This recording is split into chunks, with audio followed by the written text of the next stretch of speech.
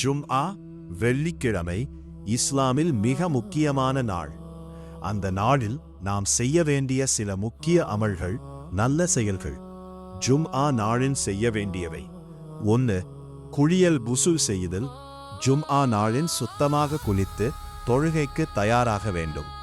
2. நல்ல ஆடை அணிதல். வாசனை பயன்படுத்துதல். சுத்தமான அழகான ஆடைகள் அணிந்து அத்தர் போன்ற வாசனை பயன்படுத்தலாம். 3. பள்ளிவாசலுக்கு முன்கூட்டியே செல்வது. ஜும்ஆ தொழுகைக்கு முன்பே செல்வது மிக பெரிய நன்மை தரும். 4.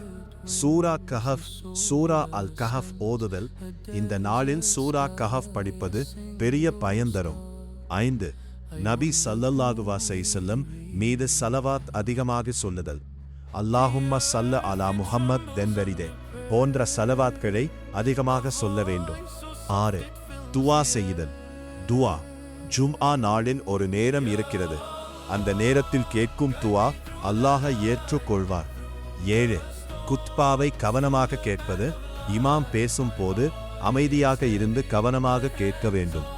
8. ஜும்ஆ தொழுகைக்கு செல்லுதல். இது மிகவும் முக்கியமான கடமை. சூரியன் உதிக்கும் நாட்களில் மிகச் சிறந்த நாள் வெள்ளிக்கிழமையாகும். அன்றுதான் ஆதம் அலை அவர்கள் படைக்கப்பட்டார்கள். அன்றுதான் அவர்கள் சுவனத்தில் நுழைக்கப்பட்டார்கள். அன்றுதான் அங்கிருந்து வெளியேற்றப்பட்டார்கள். வெள்ளிக்கிழமை அன்றுதான் மறுமை நிகழும் என்று நபிகள் நாயகம் அவர்கள் கூறினார்கள். முஸ்லிம் 1051. பாவ மன்னிப்பு.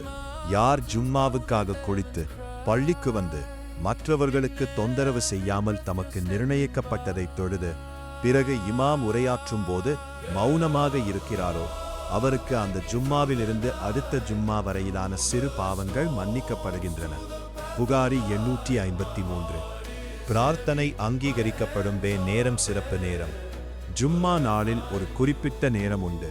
அந்த நேரத்தில் ஒரு முஸ்லிம் அடியார் இறைவனிடம் எதை கேட்டாலும் அல்லாஹ் அவருக்கு அதை வழங்காமல் இருப்பதில்லை.